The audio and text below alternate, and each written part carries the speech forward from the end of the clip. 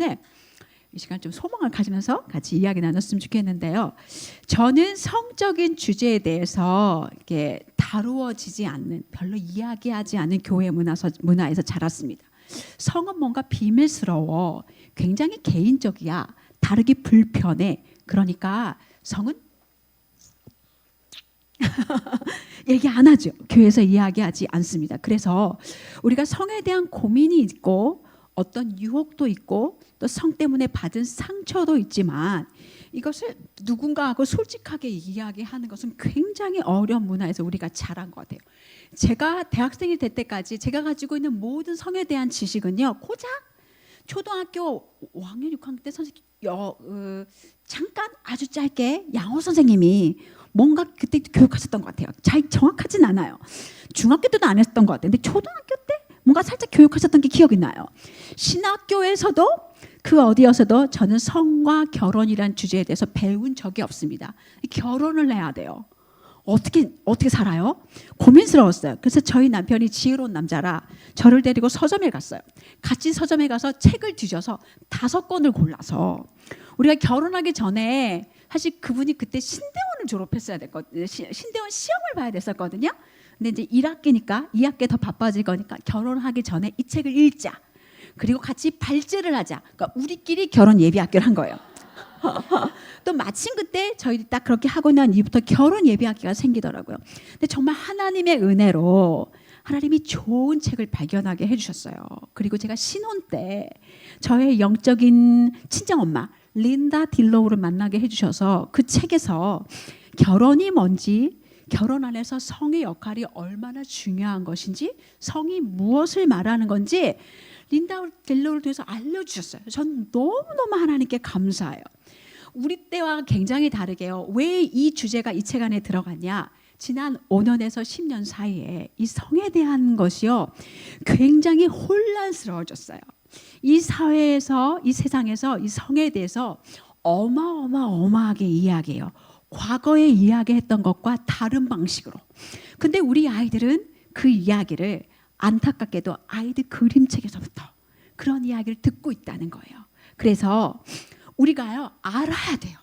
우리 아이들을 보호하기 위해서, 우리 딸들을 보호하기 위해서, 우리의 다음 세대를 보호하기 위해서, 나의 동료, 나의 자매를 보호하기 위해서 이 주제를 알고 있어야 한다는 거예요. 성의 창조자는 하나님이십니다. 그래서 성 문제는요, 영적인 문제예요. 우리가 사람들이 성에 대해서 굉장히 혼란스러운데요, 하나님의 관점에서 성을 다루지 않으면 다음 세대들이 믿음이 흔들리게 되어 있어요. 그래서 사실 성에 대해서는요, 일반적인 다른 분들이 아이들을 교육하기 굉장히 어려운 게 아이들마다 수준이 달라요. 아이들마다 호기심이 달라요. 굳이 별로 관심이 없는 아이한테 많이 정보를 줄 이유가 없어요. 여러분이 사실은 그래서 부모님이 우리 아이들에게 아이들이 어느 정도 레벨인지, 어디까지 알고 있는지, 어디까지 아이를 도와줘야 되는지 성에 대해서는 부모가 책임을 지고 주양육자가 가르치셔야 돼요. 그런데 어떤 자매님들은 이런 부분에 상처가 있을 수 있어요. 과거에 어떤 상처가 있기 때문에 하나님이 우리 아이들에게 내가 분부한 모든 것을 가르쳐 지키게 하라. 성경 말씀에서 성에 대해서 뭐라고 이야기하는지 우리 아이들에게 가르쳐 지켜야 하는데 자기 이런 상처로 속박이 되어 있어서 이 이야기를, 이 영역의 이야기를 아이들과 나누지 못하고, 그래서 우리 아이들을 세상이 제자화시키고 있는 동안에 우리 아이들을 하나님의 방법으로 제자화하는 부분을 주저주가 하고 계시다는 거예요. 그래서 이 시간이 여러분에게 유익이 되기를 간절히 소망합니다. 저도 잘 모르지만 하나님이 여기 있는 우리 모두를 라이프 기버, 하와 모든 산자의 엄마로 만드셨기 때문에 이 영역에서 우리가 생명을 살리는 여자들의 역할을 감당하려면 내가 어디서 속박 받았는지를 알아야 돼요. 그리고 성경 말씀에서 성이 왜 있는지, 뭐 때문에 하나님이 우리에게 주셨는지, 그것이 의미하는 바가 무엇인지를 우리 아이랑 이야기할 수 있다는 거죠. 사실 우리가 성에 대해서 첫 번째 믿고 있는 거짓말은요, 아무에게도 말하면 안 돼, 이거예요. 우리는 성 문제를 치부시하는 문화에서 자라왔어요. 비밀스럽고 개인적인 거니까 이거는 너무너무 너를 고통스럽게 하지만 이 이야기는 아무하고도 나눌 수 없어. 낙태, 남편의 포르노 중독, 어쩌면 너의 포르노 중독, 결혼 안에서의 섹스리스, 결혼 밖에서의 성관계, 예전의 성폭행의 상처, 이런 것들을 나누지 못하게 한다는 거예요. 그런데 이 이야기를 나누지 못하는 것은 수치심이에요. 사탄이 우리의 성적인 죄, 그로 인한 결과, 두려움들 때문에 우리에게 수치심을 가져다 줘요. 그런데 하나님은 이 수치심 때문에 우리가 숨어 있는 것을 원하지 않으세요. 우리가 죄를 지으면, 책을 읽어보면 여러분이 아시겠지만 죄책감과 수치심이 있어요. 죄책과 수치심에는 차이가 있는데요. 죄책은 성령께서 하시는 일이에요. 죄책감으로 깊이 빠지는 것 말고 이거는 아니야 라고 알려주시는 것은, 우리가 죄를 짓잖아요. 그럼 성령은 우리 마음을 불편하게 하세요. 내가 지금 나쁜 짓을 했어. 그럼 우리는 어떻게 할까요? 우리가 가할 곳이 있어요.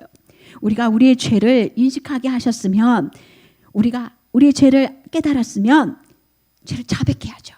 미쁘시고 의로우신 하나님 앞에 가셔서 여러분이 우리의 죄를 자백하면 하나님은 우리 죄를 사해 주시고 모든 불의에서 우리를 깨끗하게 해주실 거라고 약속해 주셨어요. 우리의 죄는 십자가로 이끌어요. 거기서 내가 누구였는지, 예수님이 우리의 무슨 일을 하셨는지를 기억하고 회개하고 주님이 우리에게 행하신 일을 받아들이면 우리는 용서함을 받아요. 주님이 누구든지 그리스도 예수 안에 있는 자에게는 결코 정죄함이 없다, 이렇게 얘기해 주셨어요. 그런데 수치심은 예수 그리스도께서 우리에게 행하신 일을 바라보는 게 아니라 나의 약함과 죄 때문에 내가 하나님 앞에 갈 수 없어, 이건 너무 부끄러워, 나는 의롭고 싶은데 의롭지가 않아, 하나님께 너무 죄송스러워, 또 한편으로는 내가 왜 이 지경이 될 때까지 하나님이 날 내버려뒀어, 이런 마음 때문에 하나님이랑 얘기하고 싶지 않아, 숨거나 하나님께 등지거나 이렇게 해서 더 고통 속으로 몰아가게 하는 거예요. 그래서 수치심은 너의 죄가 하나님과 사람에게 용납되지 않을 거야, 너는 정죄받을 거야, 이런 추측으로 부끄러워 숨게 하는 게 수치심이에요. 그런데 이게 바로 사탄이 노리는 거예요. 여러분이 하나님께로부터 멀어지게 하려는 사탄의 도구예요, 수치심은. 이 얘기 들어보니까 기억나죠? 처음에 첫사람 아담과 하와가 하나님이 하지 말라는 죄를 짓고 한 일이 뭐예요? 수치스러워서 숨었어요. 하나님께로부터 멀어지는 사인인 거죠. 요한복음 4장에는요 이 수치심에 찌든 한 여자의 이야기가 나와요. 그 여자가 예수님을 만나서 어떻게 변화되었는지 그 과정을 이야기해요. 예수님이 사마리아 땅을 지나실 때 우물가에서 한 여인을 만나세요. 예수님이 관습을 깨시고 이 여인에게 말을 걸어요. 이 여인은 홀로 우물가에 물을 길러 왔어요. 아무도 물을 길러 오지 않은 시간에 공동체와 단절된 여인이에요. 그런데 예수님은 몇 가지 질문을 통해서 그 여자의 가장 아픈 부분, 해결되지 않는 미제, 누구에게도 말할 수 없는 것을 고백하게 하세요. 그리고 그녀가 진심으로 목말라 했던 것은 생수, 영원히 목마르지 않는 진리인 예수 그리스도, 그분이 그 생수이심을 그녀에게 드러나 보여줘.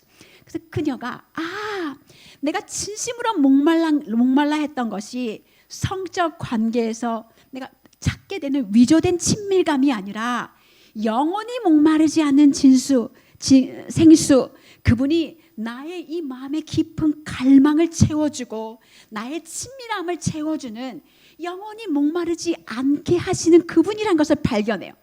그 다음에 놀라운 일이 일어나요. 그녀가 곧바로 도시로 달려가요. 그녀는 원래 이 우물에 나오지 않았던 것, 다른 여인들이 있을 때 그곳에 함께하지 않았던 것은 그녀 안에 라이프 스타일이 있었어요. 남편이 넷이에요. 지금 있는 남편도 남편이 아니에요. 자기의 선택과 성적인 고통이 수치스러웠단 말이에요. 그런데 그 여인이 도시로 달려가서 말한 게 이거예요. 이렇게 얘기해요. 내가 행한 일을 나에게 말한 사람이 있어. 근데 무슨 일을 했어요, 이 여자가? 내가 빨래하고 밥 지었어요? 애들 잘 돌봤어요? 그런 일이 아니야. 나에게 수치스러운 일이 있었어. 그런데 내가 행한 모든 이 수치스러운 일을 고치시고 나를 빛으로 나오게 하는 분이 있어. 이분은 그리스도가 아니면 누굴까? 이 얘기를 하고 싶었던 거예요. 그녀의 과거의 수치가 예수님을 만나서 더 이상 수치스럽지 않았기 때문에, 예수님이 그녀의 수치를 가져가셨기 때문에, 그래서 이제 이 여인은 자기 삶에 있는 이 고난의 이야기를 삶의 메시지 일부가 돼서 사람들에게 복음을 전하고 있는 거예요.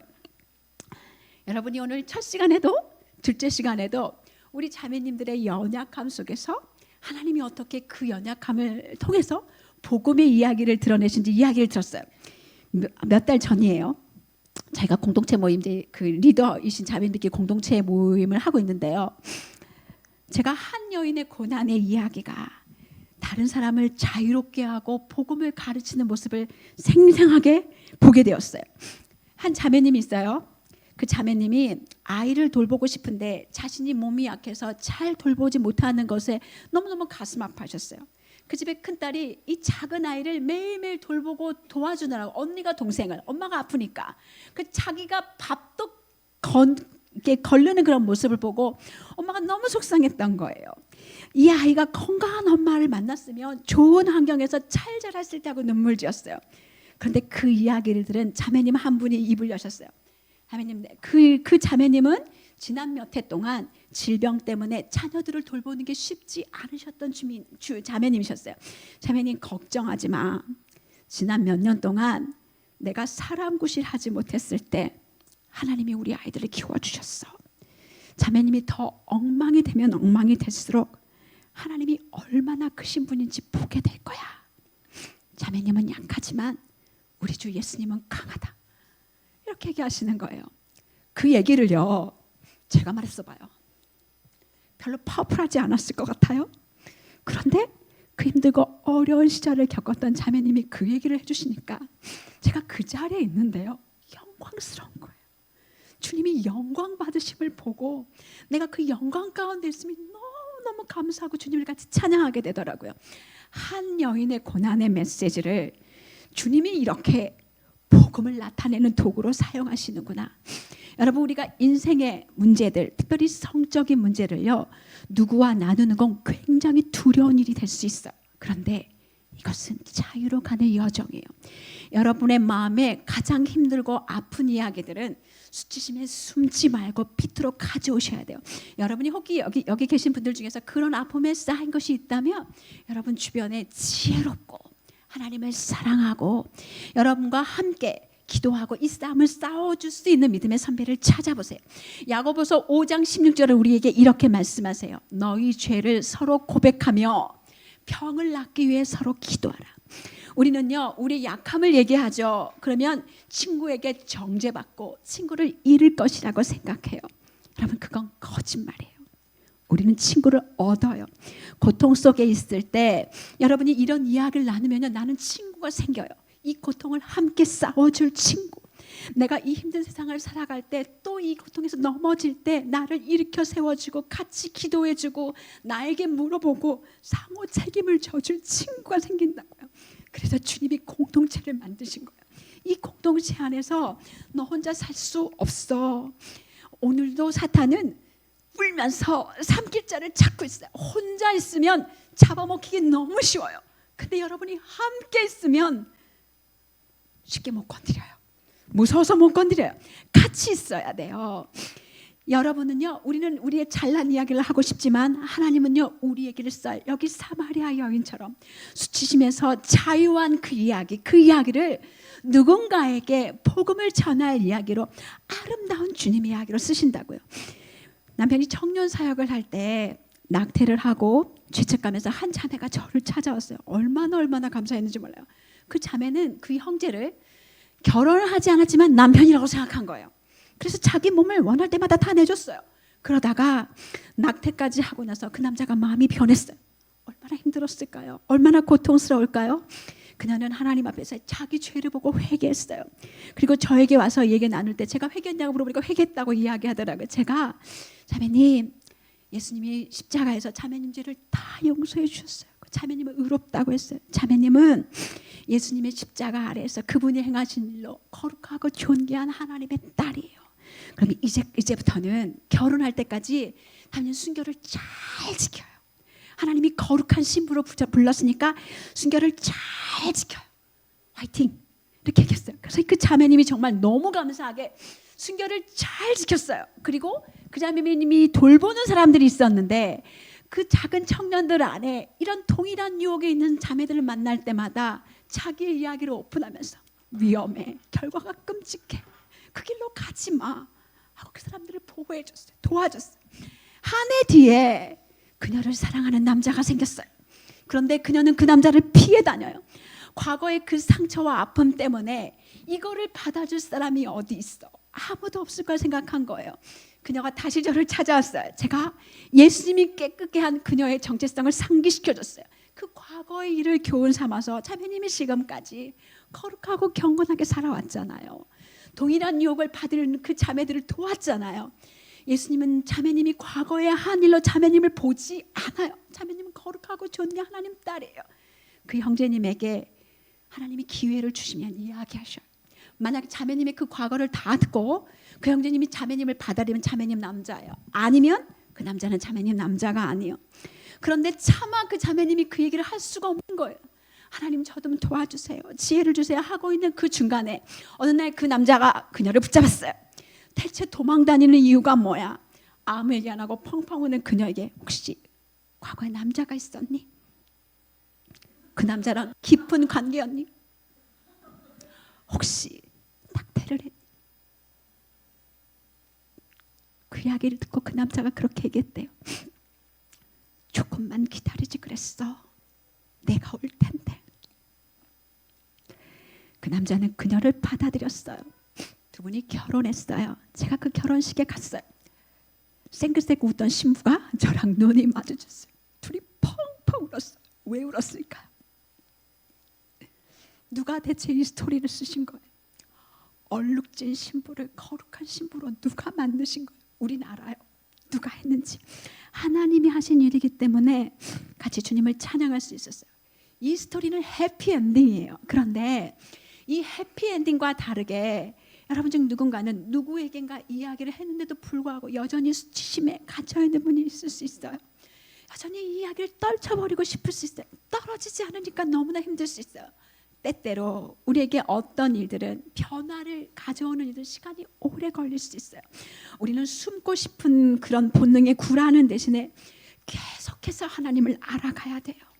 그리고 오늘 여러분 받으신 그 혹시 사셨는지 모르지만 날마다 나에게 복음을 전하고 내가 누군지를 기억하고 공동체에게 그 싸움을 몇 사람 다 얘기할 필요는 없어요. 몇 사람이 그걸 고백하고 함께 기도하고 같이 싸운 일을 계속 하신다면 여러분이 그 길에서 나올 날이 있어요. 하나님이 여러분을 빛 가운데 나아가서 진리로 자유하게 하시는 그거를 경험하시게 될 거예요.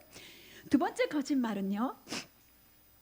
너의 성과 영성은 별개의 문제야 라는 거짓말이에요. 창세기부터 요한계시록까지요. 여러분 성은 누가 만드셨어요? 우리 하나님이 만드셨어요. 그래서 하나님은 성에 대해 아주 관심이 많으세요. 하나님이 만드셨으니 그런 이야기가 잔뜩 있어요. 제가 셀리 로이드 존스가 쓰신 스토리 바이블을 엄청 좋아해요. 지금도 가끔 혼자 읽어요. 애기들 성경책이에요. 그 성경책은 처음부터 끝까지 저를 계속 복음으로 끌어가요. 너무 아름답게 이야기를 풀어도 그 책을 가끔씩 읽는데 그 책에서 제가 되게 좋아하는 구절이 있어요. 성경은 규칙, 해야 할 일들, 하지 말아야 할 일들이 아니에요. 영혼들의 책도 아닙니다. 성경에는 많은 이야기가 나오는데 모든 이야기들은 하나의 큰 이야기를 들려준답니다. 바로 하나님이 그분의 자녀를 너무너무 사랑하셔서 그들을 구해주기 위해 오신다는 이야기예요. 이 이야기를 하기 위해 성경책 전체가 필요한 거예요. 성경에 나오는 성리학에는 우리가 해야 할 일, 하지 말아야 하는 일, 물론 그것도 사실이요. 그게 있어요. 나 그럼에도 불구하고 그것을 뛰어넘는 더 큰 메시지가 있어요. 어떤 게 더 큰 메시지냐? 하나님의 성의 이야기에 복음을 담아주셨어요. 결혼과 성의 그 설계 안에 복음을 담아주셨다는 거예요. 하나님이 이 땅을 만드실 때요. 창조하신 모든 것에는 하나님의 의도가 있어요. 하나님이 이 모든 세계들을 통해서 우리에게 하나님을 계시하는 거예요. 모든 물질들 중에서 하나님을 계시하는 건데 결혼과 성은 하나님의 아이디어고 하나님이 결혼과 성에 계시하실 것이 있었다는 거예요. 창세기 1장 26절에서 27절 말씀을 보면 하나님이 이르시되 우리가 우리의 형상을 따라 우리의 모양대로 우리가 사람을 만들고 하나님이 자기 형상 곧 하나님의 형상으로 사람을 창조하실 때 남자와 여자를 창조하셨다는 말씀이 있어요. 하나님은 자기의 형상대로 남자와 여자를 창조하셨어요. 성별은 우연히 생긴 게 아니에요. 하나님께서 아담과 하와에게 너 여자 할래? 남자 할래? 선택한 것도 아니에요. 하나님이 남자를 만드신 방법과 여자를 만드신 방법이 달라요. 둘 다 흙으로 만들지 않았어요. 맞죠? 남자는 흙으로, 여자는 그분의 갈비뼈로, 그 아담의 갈비뼈로 다르게 만드셨어요. 다른 디자인과 다른 마음이 하나님께 있으셨던 거예요. 하나님은 관계적인 존재세요. 우리가 삼위일체 하나님이에요. 성부, 성자, 성령 하나님은 같은 하나님이고 동등하시지만 그분들 안에는 질서가 있고 역할이 있어요. 한 하나님 안에 다양성도 있지만 연합이 있어요. 남자와 여자는 하나님을 닮아서 하나님의 형상대로 지어서 가치와 존엄성에 있어서는 동등해요. 삼위 하나님이 다른 역할을 하시는 것처럼 그럼에도 불구하고 가치와 존엄성에서 동등하지만 하나님이 맡기신 다른 역할을 하고 남자는 남자대로 여자는 여자대로 우리가 각각의 역할을 하면서 그 안에서 우리 하나님의 영광을 드러내면서 살아가고 있어요. 최초의 남자와 여자가 결혼했을 때 하나님은 이 결혼을 이후에 오고는 모든 결혼의 원형으로 삼으셨다는 거예요. 그러므로 남자가 그 부모를 떠나 아내와 합하여 한 몸을 이룰지다. 주님이 이렇게 말씀하셨어요. 하나님이 그 결혼을 창조하신 거예요. 사람들이 만든 게 아니라 아담이 만든 것이 아니라 하나님이 결혼을 창조하셨는데 마태복음에 하나님이 짝지어 주신 것을 사람이 나누지 못한다고 말씀하셨어요. 결혼은 언약이에요. 그리고 이 결혼의 언약을 바울은 에베소서 5장에서 뭐라고 말하냐면 똑같이 창세기 2장에 나왔던 말씀을 그대로 인용해요. 사람이 부모를 떠나 그의 아내와 합하여 그 육체가 그 둘이 한 육체가 될지니 이 비밀이 크도다. 나는 그리스도와 교회에 대해 말하노라. 결혼은요 그냥 두 남자가 서로 사랑해서 그냥 살아가는 그런 게 아니에요. 결혼은 온 세상에게 여러분이 알든지 그렇지 않든지 그리스도와 교회의 관계를 나타내도록 그리스도와 교회를 언약의 그 사랑 안에서 얼마나 사랑하는지를 나타내도록 그리스도가 망가진 그 신부를 사랑해서 얼마나 그 신부를 거룩하고 존귀하게 만들어가는지 복음의 비밀을 이 세상에게 드러내라고 만드신 거예요. 예수님이 교회를 어떻게 사랑하세요? 그리스도는 성부와 동등하신 분이죠. 성부, 성자, 성령은 동등하신 분이에요. 그분은 창조자이시고 전능자이시고 영원하신 하나님이에요. 그런데 그분이 하늘 보좌를 떠나서 우리를 사랑해서 이 땅에 오세요. 우리의 더러운 죄를 대신해서 십자가에 죽으세요. 망가진 신부인 우리들을 죄 없다 의롭다 하시고 그 신부와 이제 약속을 맺으세요. 어떤 약속이냐? 내가 이제부터 절대 히브리서에 보면 내가 절대 너희를 떠나지 않을 거야. 내가 절대 너희를 버리지 않을 거야. 세상 끝날까지 항상 너희와 함께 할 거야. 이런 언약을 맺으신다고요. 예전에 저희 때 결혼 성약서에는요. 죽음이 우리를 갈라놓을 때까지 이런 게 있었어요. 요즘 결혼 성약서는요. 자기 마음대로 써요. 그래서 이런 게 없어요. 강성환 목사님이 결혼하는 그 결혼주례는 이게 없으면 결혼주례를 아마 안 해주실 거예요. 굉장히 중요하다. 결혼은 그리스도 예수와 그 교회에 깨어질 수 없는 언약의 사랑을 세상에 말하는 거라는 거예요. 그래서 하나님께서 처음부터 인간의 결혼 안에 성 안에 무엇을 만들으셨냐면 이 결혼은 복음의 그림이 되도록 그리스도가 교회를 얼마나 사랑했는지 망가진 그 신부를 얼마나 사랑했는지 그림이 되도록 의도하셨다는 거예요. 그것이 하나님이 결혼을 만드신 이유예요. 그런데 해상은요. 성과 나의 영성과 성은 별개야 라고 이야기해요. 만약 우리가 경건한 성도임에도 불구하고 결혼을 벗어나서 성관계를 한다면 결혼은요. 사실은 성은 결혼한 그 언약 관계에서 둘이 한 몸을 이루고 나서 하나님이 그 둘을 짝지어 주고 나신 이후에 하나님이 우리에게 언약으로 맺어주신 거라는 것을 축하하는 것이 성이에요. 성을 통해서 사실은 그냥 육체적인 어떤 기쁨만 누리는 게 아니란 말이죠. 그 성을 통해서 함께하는 친밀감을 통해서 영적으로 정서적으로 서로를 알아가게 되어 있어요. 우리가 하나님을 알아가는 것처럼 그분과 친밀함이 깊어지는 것처럼 성을 통해서 우리는 그리스도와 교회가 더욱더 가까워지는 것처럼 성을 통해 남자와 여자가 하나님의 그 사랑과 아름다운 디자인 안에서 영적으로 정서적으로 더 친밀해져 간단 말이죠. 그런데 이 아름다운 하나님의 그림을 요즘 이 세계가 엉망진창으로 만들어버렸어요. 성의 남용, 오용, 포르노, 성애물, 간음, 하나님이 정하시지 않은 관계에서의 성관계, 이런 모습으로 하나님이 너무 아름답게 만드신 것을 다 스프레이로 다 페인트 칠해버린 거예요. 다음 거짓말에 더 여러분과 할 이야기가 있어요. 섹스에 대한 하나님의 기준은, 성에 대한 하나님의 기준은 너무 구식이야. 성과 도덕에 대한 하나님의 기준은 너무 높아서 그거는 시대에 뒤처진 이야기야 라고 세상은 이야기해요. 그런데 하나님이 우리에게 말씀하시는 것은요, 성뿐만이 아니라 우리 삶의 전체에 말씀하시는 그 모든 것들은 절대로 유행을 타지 않아요. 구약시대에는 SNS가 없었어요. 만약 그때 SNS가 있었다면 별로 다르지 않네, 여러분이 아실 수 있을 거예요. 성경을 읽어보세요. 계속 읽어보면 이 구약시대의 문화 안에 동성애, 수간, 근친상간, 일부 다처제, 이방신전에서 매춘하고 있는 그런 모습들을 하나님이 다 공개해서 이야기하세요. 신약시대도 마찬가지예요. 문란한 헬라 문화 속에서 방탕, 간음, 소아의, 동성애, 공개 매춘 다 이용되어, 다 활용되어지고 있어요. 엉망진창이었어요. 구약시대에도 신약시대에도 우리의 신자들은요, 하나님의 사람들은 오늘날 우리가 처했던 똑같은 모습으로 그때나 지금이나 별로 다르지 않게 문화와 싸워야 했고, 문화에 거슬려서 우리는 살아가야 했다는 거, 말씀을 따라서. 그렇다면 하나님이 우리에게 원하시는 성윤리는 뭘까요? 줄리 슬래터리라는 분이 있는데 이분이 Authentic Intimacy라는 미니스트리를 하신다고 해요. 진정한 친밀감, 이런 미니스트리를 하시는데 그분이 성적 온전함이라는 것을 이렇게 얘기하셨어요. 당신의 성적 선택은 당신의 관계적, 영적 헌신의 지속적인 표현이다. 요즘 대학생 젊은이들 사이에 원나잇 문화가 있다고 그래요.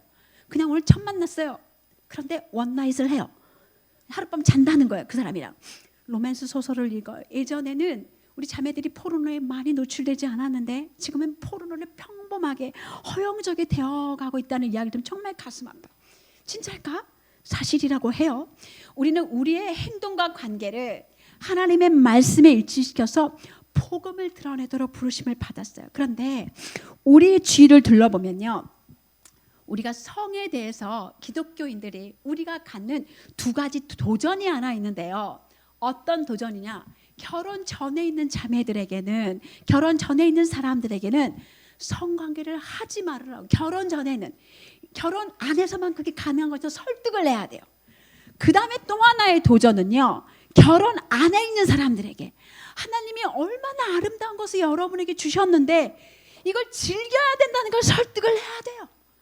이런 문제를 우리가 다 감당하고 있다는 거예요. 하나님이 의도하신 대로 즐기면서 그 안에 정서적이고 영적인 친밀감을 누려가야 되는데, 여러분의 결혼 안에서 남편과 더욱더 가까워지고 친밀함을 누리면서 그리스도와 교회의 사랑이 이런 거야라고 세상에 말해주어야 되는데 복음의 그림을 볼 수 없게 만든다는 게 우리의 안타까운 심정이에요. 그래서 그리스도인 여성의 두 가지 성윤리, 첫 번째 약속, 결혼을 벗어난 성관계를 갖지 않습니다. 그 성관계가 뭐냐? 음행, 간음, 동성애, 매춘, 색욕, 음담, 패설, 근친상간, 이런 걸 하지 않는다는 거예요. 성관계는 한 남자와 한 여자가 언약 결혼 안에서만 경험되도록 하나님이 창조하셨어요. 그래서 그것은 우리가 크리스찬 여성이라면 연령을 불문하고 결혼에 벗어난 성관계를 하지 않는 거예요. 그런데 세상은 그렇게 이야기하지 않죠. 참으로 하나님이 그렇게 말씀하셨어? 정말로 하나님이 결혼 전에 누구랑 자지 말라고 말씀했어? 야, 그건 구식이야. 올드 패션이야. 정말 하나님이 결혼이 남자와 여자 사이에 이루어진다고 말씀하셨어? 다른 관점으로 생각해봐. 너는 하나님의 말씀을 잘못 들었어. 잘못 해석했어. 옳고 그름을 누가 정의하니? 너가 정의할 수 있어. 너에게 달려있어. 너의 느낌에 귀 기울여봐. 너의 내면의 손을 들어봐. 너한테 맞는 게 뭐니? 네가 진짜 원하는 게 뭐야? 네가 원하는 게 바로 너야. 그건 너의 권리야. 이렇게 얘기한다고. 그 다음에는 죄의 결과를 의심하게 만들어요. 네가 그 열매를 따먹어도 결혼 전에 성관계를 해도 아무 일도 일어나지 않을 거야. 결혼 밖에서 성을 내도 아무 일도 일어나지 않을 거야. 결혼 안에서 성을 즐기지 않아도 아무 일도 일어나지 않을 거야. 이렇게 얘기한다고. 그런데 그렇지 않죠. 친구들이 성병에 걸려요. 아파요. 그런데 나는 죄의 면역력이 있거든. 이게 젊은 사람의 문제만이 아니라는 거예요. 여러분의 만약 결혼 안에서 뭔가를 만족하고 있지 않다면 교회 가봤더니 너무 경건하고 멋있는 남자가 있어요. 저 남자하고 잠을 자. 저 남자랑 성경을 읽고 기도를 해. 그러면 하나님이 내 관계를 더 축복해 주실 거야. 우리 남편은 별로 경건한 남자가 아니거든. 잘못 가도 너무 잘못 가고 있죠. 요즘 젊은 사람들이 우리도 그럴 수 있어요. 다 그럴 수 있어요. 또 하나 생각하지 않는 결과는 그 죄가 젊은 분들이 결혼하기 전에 관계를 하면 그 죄가 미래의 결혼 생활에 영향을 끼친다는 거예요. 결혼한 부부가 친밀하고 신뢰 있는 이런 걸 누리지 못하는 이유는 많은 학자들이 이야기하기를 성관계가 정말 아름다운 선물인데 즐길 수 없는 것은 결혼 전에 거슬러 올라가서 성적인 어떤 문제가 있기 때문이라는 거죠. 많은 경우에 떨쳐버리지 못하는 죄책감, 수치심 때문에 그것을 누리지 못한다는 거예요. 또 하나의 결과는 사람들이 많이 생각하지 않는 거예요. 이거는 우리는 아무하고도 성관계를 할 수 있고 그건 아무것도 아니야. 아무 의미도 없어요. 요즘 사람들이 그런다. 내 몸과 나의 어떤 삶, 몸과 나의 어떤 정신이나 이런 걸 따로 분리되어 있어. 하나가 아니에요. 그러니까 원나잇을 해도 아무렇지도 않는 거예요. 그런데 여러분의 몸은 말해요. 분리되지 않았다는 거. 어떻게 얘기해요? 성병으로 얘기하고 혼의 임신으로 얘기하고 그 관계가 결혼 생활에 미치는 그 아픈 사연들로 이야기해요. 그리고 사탄이 진짜 잊어버리기 원하는 하나의 궁극적인 결과는 죄가 우리를 하나님으로부터 분리시킨다는 거예요. 성적인 죄만이 아니라 성적인 죄가 우리를 하나님께로부터 분리시켜요. 죄가 그런 일을 해요. 어떤 사람은요. 많이 요즘 젊은 분들이 하나님께 예배해요. 그리고 교제도 해요. 그런데 집에 가서 외설물, 포르노를 보거나 결혼하지 않는 사람들이랑 막 이렇게 환상을 키워도 이거는 예수님과 관계에 아무렇지도 않아라고 생각할 수 있어요. 그런데 모든 죄는 하나님과 우리를 분리시켜요. 그분과 친밀함에 나아가도록 그분을 알아가는 일에, 그분을 경험하는 일에, 그분을 누리는 일에 방해를 만든다는 거예요. 우리가 동산에서 하와가 들었던 세 번째 거짓말은 뭐예요? 하나님이 네가 진짜 좋은 것을 누리지 못하게 방해하고 있어. 너가 하나님 말을 듣지 말아야 돼. 그래야 놀라운 지식에 네 눈이 밝아질 거야. 지혜와 지식을 깨달을 수 있어. 하나님은 뭔가 숨기고 있어. 선하지 않아. 어떤 사람이 동성애와 또 성중독 같은 그런 문제를 접하고 있다고 한번 생각해 보세요. 그러면 하나님이 선하지 않기 때문에 내가 얻고 싶어하는 욕망을 허락하지 않기 때문에 그분은 어떻게 할까요? 하나님 버려야죠. 하나님을 버리고 내 욕망을 따라야 돼요. 그리고 나서 도덕적인 구조가 없는 하나님을 자기가 만들어야 돼요. 내가 하고 싶어하는 모든 것을 승인하는 신을 만들어야 한다는 거예요. 하나님의 율법, 성에 대한 것은 모두 구식이야. 오늘날에는 어울리지 않아. 그런데 여러분 정말 하나님이 우리에게 좋은 것을 누리지 못하게 하시는 분일까요? 인디아나 대학의 한 연구에 의하면 성적으로 가장 만족하는 여인은 결혼할 때까지 기다렸다가 평생 일부 일처제 파트너십을 맺는 그런 사람들이래요. 남자를 조사해 봤더니요. 성적인 파트너가 많으면 많을수록 그 사람은 성적인 만족도가 낮고 적으면 적을수록 성적인 만족도가 높아갔다는 거예요. 무슨 얘기를 하는 거예요? 하나님은 우리의 기쁨을 누리지 못하게 하시는 분은 아니에요. 그분의 바운더리는 우리가 정말 삶을 통해서 하나님께 영광 돌리고 아울러 그 바운더리 안에서 하나님이 의도하신 기쁨을 충만히 누릴 수 있도록 해주는 것. 그분은 우리의 최상의 유익을 구하세요. 그래서 우리가 하나님이 바라시는 것, 그분이 원하시는 것, 그분이 추구하시는 것을 추구하고 하나님을 공경하고 하나님을 기쁨으로 따를 때, 하나님께 우리를 내어드릴 때 우리는 최고의 행복과 기쁨을 누릴 수 있어요. 성경은요, 죄는 잠깐 동안의 기쁨이라고 이야기해요. 단기적으로 우리에게 오는 어떤 욕망에 굴복하면 그때는 짜릿하겠죠. 그러나 하나님은 우리가 이 땅에서의 누리는 즐거움만 관심이 있는 게 아니에요. 하나님은 영원을 위해 우리를 준비하고 계세요. 제가 성경에서 많은 말씀이지만 제가 무너지고 연약한 나의 모습을 때 가장 위로가 되는 말씀이 뭔지 아세요? 내 안에 착한 일을 시작하신 그리스도께서 그리스도의 날까지 그 일을 이루신다는 말씀이에요. 하나님이 나를, 예수 그리스도께서 나와 함께 계신 성령이 내 안에 일을 하셔서 열심히 일하셔서 내가 주님 앞에 서는 그날에, 주의 신부로 서는 그날에 나를 점도 없고 흠도 없이 거룩하고 깨끗하게 빚으실 거라는 거예요. 하나님은 그 영혼을 위해서, 영원한 기쁨을 위해서 우리를 준비시키고 계세요. 첫 번째 약속, 결혼 밖에서 성관계는 하나님 허락하시지 않은 것. 두 번째 약속, 그러면 결혼 안에서 여러분, 우리는 서로가 만족해야 되고 정기적으로 이 성관계를 누려야 한다는 거예요. 그런데 기혼 여성 여러분 안에서 이 하나님이 여러분에게 주신 이 선물을, 이 친밀함을 누리고 계세요? 이게 은사라는 것을 이해하고 계세요? 여러분의 결혼 안에서 그리스도와 교회에 깨어지지 않는 사랑, 이 사랑을 나타내 보여주고 계세요? 그리스도는 완벽하시잖아요. 너무나 멋지시잖아요. 그런데 우리 남편은 나를 그렇게 사랑하지 않아요. 그 사람 부족한 사람이에요. 나는요, 나도 부족한 사람이죠. 그런데 우리 각자는요, 진짜 우리의 신랑은 누구예요? 예수님이에요. 각자가 주님께 받은 사랑이 있잖아요. 각자가 주님을 신랑으로 누려서 그분께 받은 사랑을, 우리는 다 깨어지고 부족한 사람들, 그 사랑을 먼저 그분께 누려야 사실 우리가 각자에게 그 사랑을 부어줄 수 있겠죠. 그래서 사실은 내 남편이 그 역할을 못해요 라고 핑계할 수 없어요. 우리에겐 진짜 신랑이 있는데 그 신랑이 너무나 신실하게, 너무나 아름답게 우리에게 신랑의 역할을 하고 계시거든요. 나는 못 느끼겠어요. 그럼 하나님 앞에 더 가까이 나가셔야 돼요. 여러분이 더 보셔야 돼요. 더 느끼셔야 돼요. 그분이 여러분을 어떻게 돌보고 여러분과 함께 계시는지. 우리가 그 사랑으로 우리 남편을 섬겨야 하는데, 그래서 굉장히 중요해요.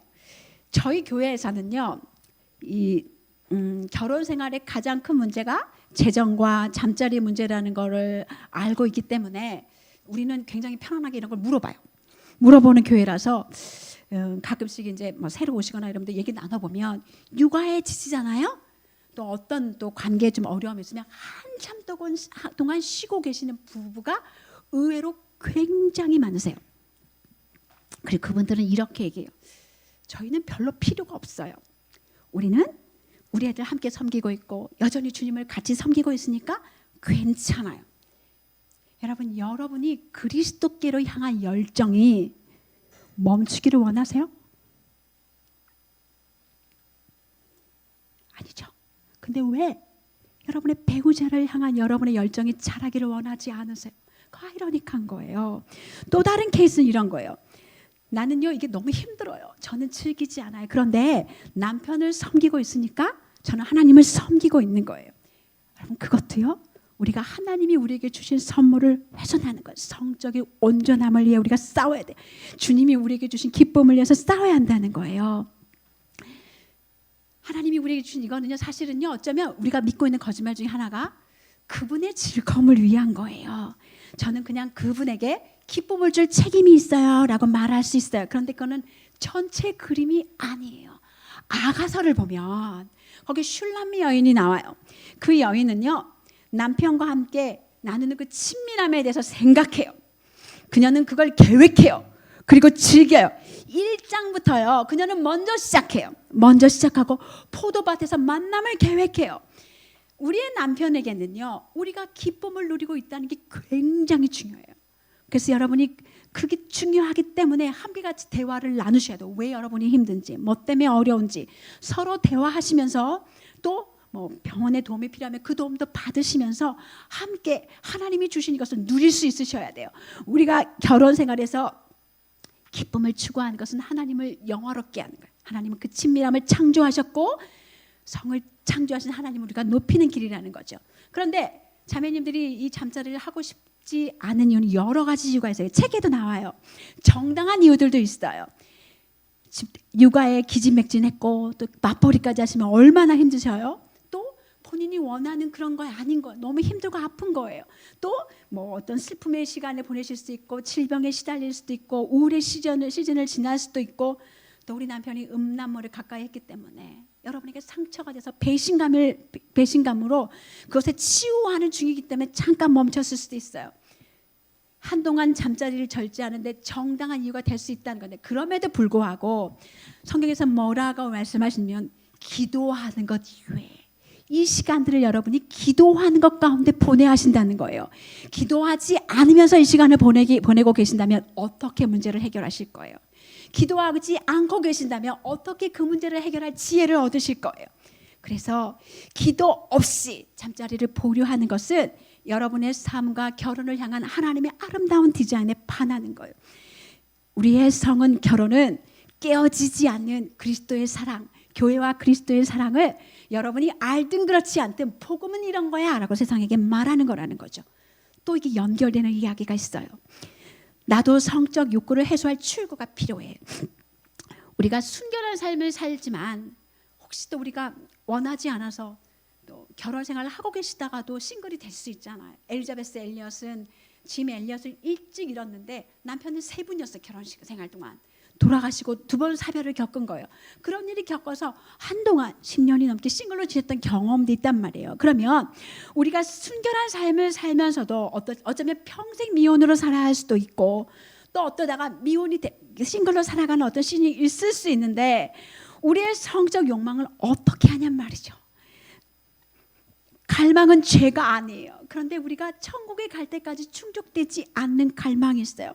하나님이 우리를 하나님의 형상으로 지어졌기 때문에 우리의 몸과 마음, 영혼은 다른 사람과의 참된 친밀감을 갈망해요. 이거는 성적인 행위를 넘어서 정서적으로 영적으로 더 하나 되고 서로를 알아가며 친밀해져야 해요. 하나님이 그렇게 우리를 디자인하셨어요. 근데 하나님이 성적인 하나됨을 여러분 안에 그런 욕구가 일어난 것은 나에게 친밀함을 위한 어떤 그런 마음을 주셨구나. 맞는 말이에요. 구약에서요 성적인 그런 관계를 이야기할 때 사용하는 이 야단은요 사실 예배 언어예요. 이 야단은 그냥 두 사람이 성적으로 안다 이런 얘기가 아니라 개인적인 친밀하게 서로를 경험으로 알아간다는 거예요. 결혼하는 부부가 성적인 것에서 안다는 것은 하나님을 알아가는 그 친밀감을 더해지는 것 마찬가지예요. 게이 위트는 이렇게 이야기했어요. 인간은 전인격으로 성관계를 하는 유일한 피조물이다. 인간은 성관계를 통해 영적 연합을 이룰 수 있고 서로를 더 깊이 알 수 있는 유일한 피조물이라고 얘기하셨어요. 우리가 경험하도록 설계하는 방식, 서로를 알아가는 언약의 약속에서 벗어나는 어떤 성적인 활동들은 이거는 친밀함이 없는 위조품이에요. 결코 만족을 줄 수 없어요. 그런데 그래서 사실은 육적인 만족을 찾는 이런 것은 더 갈망하게 되고 끊임없이 중독으로 이어지게 만들어요. 채워지지 않으니까. 그래서 우리가 결혼을 그리스도와 교회의 관계를 나타내는 것으로 본다면 이건 복음을 드러내는 그림인 거죠. 복음이 엉망진창은 신부를 사랑하시는 조건 없이 사랑하시는 그 그림을 나타내는 거니까 여러분 안에 어떤 갈망함이 있다면 이건 단지 육체적인 갈망함만이 아니라는 거예요. 한 스토리가 있어요. 그리스도인 자매예요. 그런데 이 자매는요 남자들이랑 자는 것을 멈출 수가 없대요. 누구든 만나면 일단 자고 싶대요. 그렇게 하고 나면 만족하는가? 아니요. 죄책감과 수치심이 찾아와요. 그녀가 원하는 건 잠자리인가? 아니에요. 그녀가 원하는 건 친밀감이에요. 그 시간 동안만은 누군가가 나를 원한다는, 잠시 동안의 사랑을 받는다는 그 느낌 때문에 자기를 자꾸 내어주는 거예요. 성적 욕망에 시달리는 우리들은요 어쩌면 정말 중요한 건 친밀함이에요. 여러분에게 그 친밀함을 나눌 수 있는 공동체가 있어요? 여러분의 삶을 공유하시는 분들이 있어요? 건강하게 집을 오픈하고 같이 허그하고 그리고 식사를 나누는 그런 모임이 있으세요? 존 파이퍼 목사님은요, 결혼신학이라는 책에서 우리를 도전하세요. 싱글들 초대해. 싱글들아, 결혼한 사람들 초대해. 너네 같이 식탁 교제를 나누고 같이 환대해. 너희들 그 안에서 하나님이 너에게 주신 그 친밀함, 누리기 원하시는 그 친밀함을 누려, 이렇게 말씀하신다는 거예요. 성적인 부분요, 우리 주님과의 관계가 우리가 주님과 깊이 연결되어 있고, 기혼이든 미혼이든 어떤 모습이든 우리가 하나님을 영화롭게 하는 수단이 될 수 있는 거예요. 여러분이 성을 누리지 않고 있다고 해서 싱글이든 기혼자이든 간에 하나님이 우리에게 주신 관계 속에서 결혼이 그리스도와 교회의 관계를 보여주는 그림이라면 우리는 그리스도가 누구신지, 그리스도의 사랑을 알아야 돼요. 한 번도 보지 못한 그림을 우리가 어떻게 그려요? 하나님이 우리의 친밀감을 갈망하도록 주셨지만, 그러면 그 갈망하라고 주셨기 때문에 어쩌면 우리 안에 그 친밀감을 갈망하는 그 욕구는요, 그냥 강제로 억누르거나 존재하지 않은 척한다고 해서 사라지는 게 아니라는 거예요. 그러나 성관계로만 이 친밀감이 채워지는 게 아니기 때문에 여러분이 성욕구를 분출하지 않는다 할지라도 여러분의 갈망을 채울 수 있어요. 먼저는 예수 그리스도와의 그 친밀함을 누리심으로, 그 다음에 하나님이 우리에게 주신 그 공동체 안에서 여러분이 친밀함을 누리심으로 그걸 채울 수 있다는 거예요.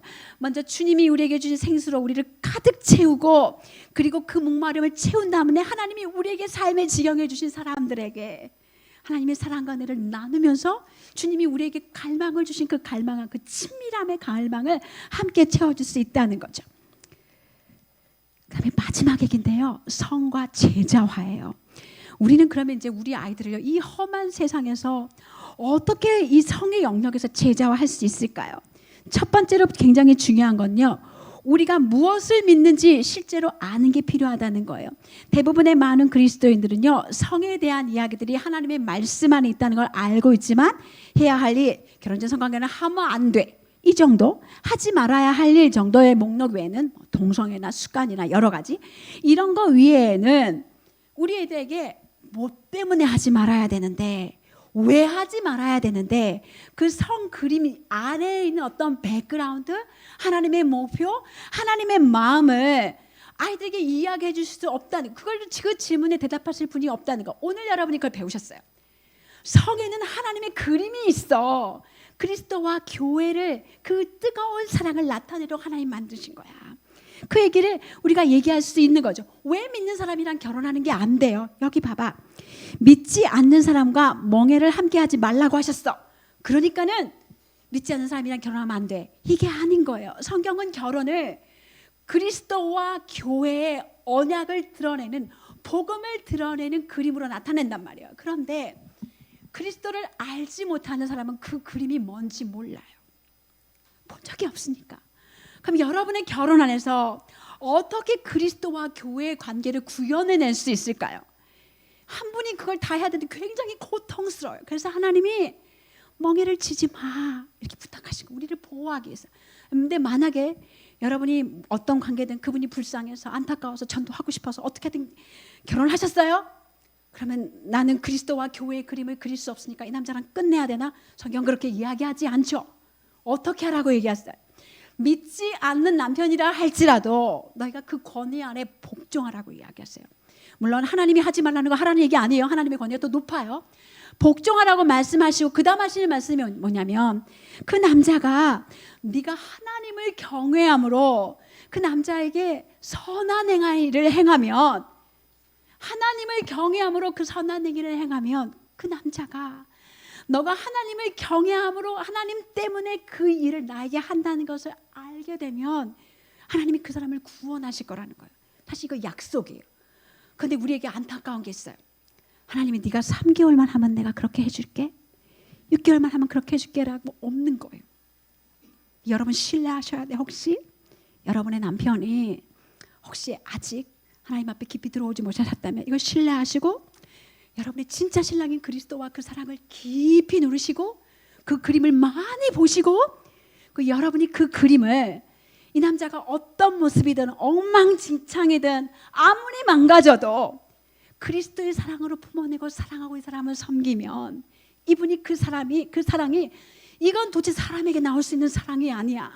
뭔가가 있어. 내가 이랬으면 딴 여자들은 다 도망갔는데, 다 없는데 너는 내 옆에 있잖아. 이거는 너한테 오는 게 아니야. 이건 예수님 때문이야. 예수님이 진짜 나의 구세주네. 이런 일이 벌어진다고요.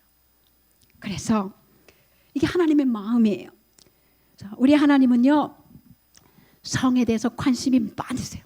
하나님이 우리를 성적인 사람으로 창조하셨어요. 그래서 우리가 모든 영역에서 우리 하나님이 우리에게 만드신 어떤 성품을 반영하고 언약적인 이 결혼을 그리스도와 교회의 관계를 드러내면서 하나님께 영광을 돌리셔야 돼요. 요즘 뭐 옛날도 그렇고 저희도 저희 아이들에게 순결 선언을 했어요. 그리고 순결 반지는 아니지만 순결 시계를 이렇게 줬거든요. 근데 싼 시계를 줘가지고 애네들이 아무도 안 차요. 그대들의 손에 이제 아주 비싼 시계가 잘못 생각해서 한 몇백만 원짜리 사줄 걸. 아무도 안 차요. 근데 아무튼 귀한 목표죠. 결혼 전까지 순결을 잘 이렇게 참 하게 지키겠다 약속하고 이야 굉장히 귀한 목표. 근데 통계가 있대요. 이렇게 순결 선언을 한 아이들이 결승선에 잘 도착하지 못한다는 거예요. 통계에 따르면 18개월 더 늦게 도착한대. 그리고 어떤 아이들은 결혼까지 기다렸어요. 그런데 적절하지 않게 그냥 이것만 지켜라고 말했기 때문에 결혼 생활에서 하나님이 누리기를 원하시는 결혼에 대한 그 좋은 선물의 이야기를 아이들에게 해주지 않았기 때문에 애들이 결혼 생활을 어떻게 누려야 하는지 두 번째 선물 만족하게 충만하게 누려야 되는 거를 어떻게 할지를 몰랐다는 거야. 그냥 절제하고 기다려. 그럼 하나님이 좋은 선물을 주실 거야. 우리가 왜 그거를 믿는지, 왜 기다려야 하는지, 무엇을 기다려야 되는지, 결혼이 말하는 게 무엇인지, 그 안에서 어떻게 하나님께 영광을 돌려야 되는지 그걸 얘기하지 않았다는 거예요. 여러분의 아이들의 성에 대해서 이야기할 때 해야 할 것, 하지 말아야 할 것 이렇게만 얘기하면 굉장히 위험해져요. 뭘 얘기해야 돼? 하나님의 성에 대한 디자인, 하나님의 마음, 그리스도와 교회의 관계, 복음을 드러내고 싶어 하시는 하나님의 마음을 함께 우리 아이들에게 가르쳐 줘야 한다는 거예요. 그 목적과 의도를 여러분이 먼저 잘 이해하셔야 돼요. 두 번째는요, 진짜 중요한데 우리가 믿는 대로 살아야 돼요. 통계를 보면요, 교회 밖에 있는 많은 분들이 이 성적인 주제에 대해서 그리스도인들을 위선자, 바리새인으로 생각한다고 해요. 왜냐? 이 성적인 순결이나 성에 대해서 하나님의 계획에 대해서 그리스도인들이 이야기하고 있는데요, 통계를 보면 세상이나 그리스도인들이나 똑같아요. 성적인 범죄를 저지르는 그 통계가. 우리가 그럼 뭐라고 말해요? 대체 하나님의 말씀이, 하나님의 그 법이 우리에게 진리가, 우리에게 치유를 가져다주고 우리를 구속해줘, 우리를 거룩하게 만들어, 이걸 얘기해야 하잖아요. 그런데 지키지 않기 때문에 전달할 힘이 없는 거예요. 말로만 하는 게 아니라 정말 우리는 하나님이 우리에게 말씀하신 대로 살아야 돼요. 우리가 살아가는 행동 방식이 진짜 우리가 무엇을 믿는지를 우리 아이들에게, 우리의 다음 세대들에게, 세상 사람들에게 보여주는 거라는 거죠. 여러분이 여러분의 결혼 생활에서 부족하고 연약하지만 내가 그리스도께 받은 사랑 때문에 연약하고 부족한 그 남편을, 그 아내를 결혼 생활 안에서, 그래서 주님이 나를 사랑하신 그 사랑을 기억함으로 빨리빨리 서로 용서하고 서로 빨리 격려하고 품어내주고 그것을 문제 삼지 않고 사랑하는 그런 모습을 아이들이 본다면요, 우와, 내가 봐도 이거 아빠가 잘못했는데 우리 엄마 진짜 대단하다, 이걸 품어. 그런데 그게 예수님 때문이래, 예수님의 사랑 때문이래. 이야, 예수님의 사랑이 이렇게 놀라운 거구나, 복음이 이렇게 근사한 거구나, 이렇게 우리 아이들에게 말해줄 수 있다는 거야. 와, 그렇다면 나도 예수님을 만나러 가야지, 복음의 은혜를 누려야지, 나도 내 결혼 생활 안에 이 복음을 적용해야지, 라는 마음이 우리 아이들에게 이게 생기게 된다. 내가 바랐던 게 이거야, 내가 찾았던 게 이거야. 적어도 여러분 가까이 있는 분들이 여러분의 결혼을 보고 우와, 배우고 싶어요, 닮아가고 싶어요, 그러고 싶어요. 여러분이 완벽해서가 아니라 엉망진창인데, 싸워야 되는데, 각방 써야 되는데, 떨어져야 되는데 그걸 안 하고 지키고 사랑하고 있는 모습을 보면, 그것을 보고 하나님이 만드신 깨어지지 않는 언약, 함께한 그 사랑을 볼 수 있다는 것. 이 세상은요, 세상에 말하는 성에 대한 그런 여러 가지 모양들을 자기들의 신념에 따라 살아가는 수많은 모델들이 있어요. 이제는 동성애도 레즈비언도 커밍아웃 하잖아요. 커밍아웃.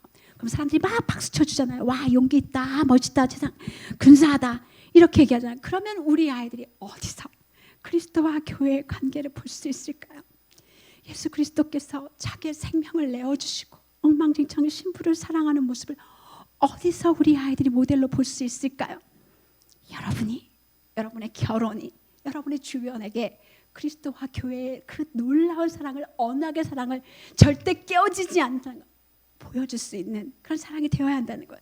세 번째로는요, 여러분이 여러분의 아이들에게 가르치셔야 돼요. 이야기해야 돼요.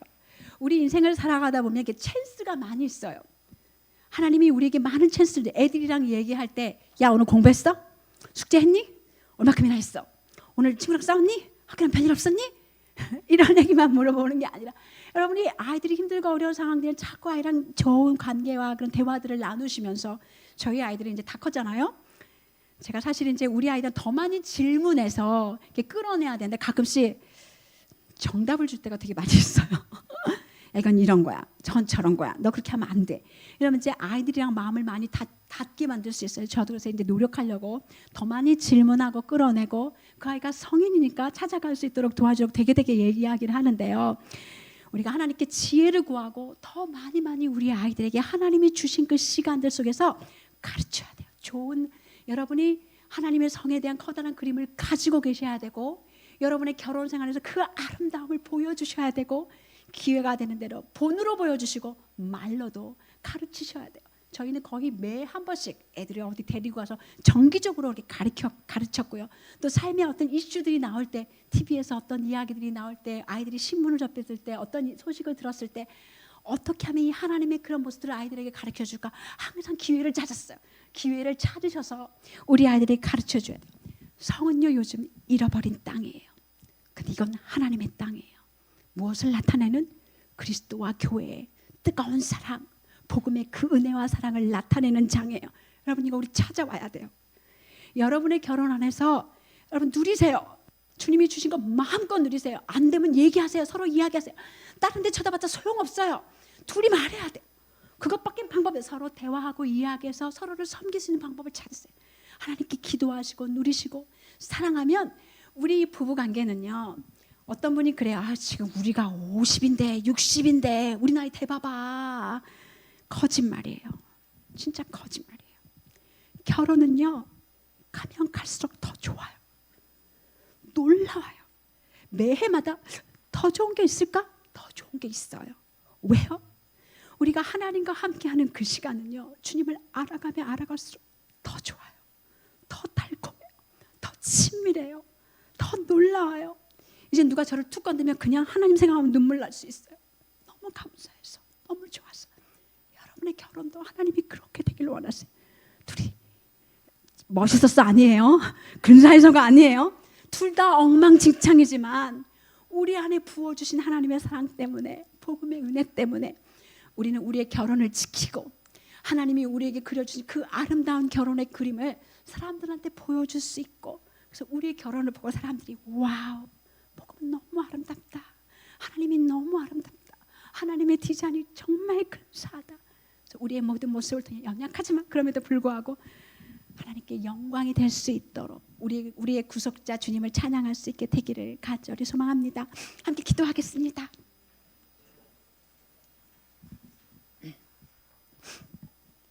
하나님, 우리를 남자와 여자로 창조해 주셔서 감사합니다.